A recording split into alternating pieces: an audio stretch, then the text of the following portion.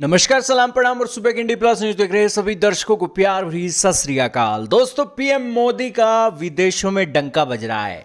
एक के बाद एक दुनिया के देश भारत के प्रधानमंत्री को अपना सर्वोच्च मेडल दे रहे हैं और भारत की जो विरोधी पार्टियां हैं वो पीएम मोदी के दौरे को इंसल्ट बता रही हैं। दोस्तों, पीएम मोदी ने ना सिर्फ देश हित में यहां पर विदेशी दौरा किया है बल्कि विदेशों में भारत की छवि को चार चांद लगा दिए हैं। लेकिन फिर भी राहुल गांधी आते हैं और उन्होंने इटली की पीएम जॉर्जिया मेलोनी को पीएम मोदी के द्वारा जो मेलोडी टॉफी गिफ्ट की गई उसको दोस्तों भारत का इंसल्ट के तौर पर एक संज्ञा दे दी। दोस्तों, आज की इस वीडियो में हम राहुल गांधी को और भारत की विरोधी पार्टियों को बताएंगे कि पीएम मोदी का ये दौरा कैसे मास्टर स्ट्रोक था और कैसे भारत की छवि को चार चांद लगाने वाला था और इस पीएम मोदी के 6 दिनों के 5 देशों के दौरे से भारत को क्या क्या मिला। दोस्तों, पीएम मोदी सबसे पहले यूएई जाते हैं। वहां से भारत को 30 मिलियन बैरल का स्ट्रेटेजिक ऑयल रिजर्व की डील मिली।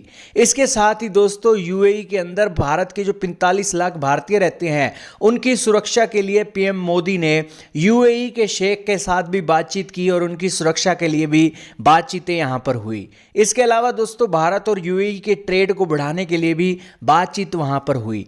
भारत को यूएई से सस्ते ईंधन मिलेगा और यहां पर भारतीयों की सेफ्टी के लिए भी यूएई के राष्ट्रपति ध्यान रखेंगे। ये फायदा भारत का हुआ जो भारत के प्रधानमंत्री अपने करोड़ों रुपए का प्लेन लेकर यूएई गए थे। राहुल गांधी जी, ये फायदा हुआ। दूसरा फायदा भारत को हुआ जब भारत के प्रधानमंत्री स्वीडन गए।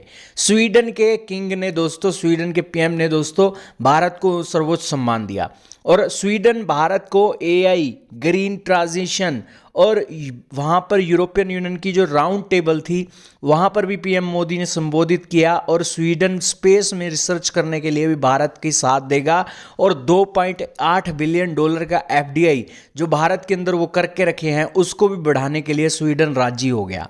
ये इसलिए हुआ क्योंकि पीएम मोदी वहाँ पर गए और भारत की छवि में पीएम मोदी ने चार चांद लगाए और वहाँ पर मेडल भी लेकर आए। फिर नॉर्वे गए और नॉर्वे में भी दोस्तों वहाँ के किंग ने भारत को सम्मान दिया और सबसे सर्वोच्च सम्मान दिया। और इसके बाद भारत नॉर्डिक समिट होता है।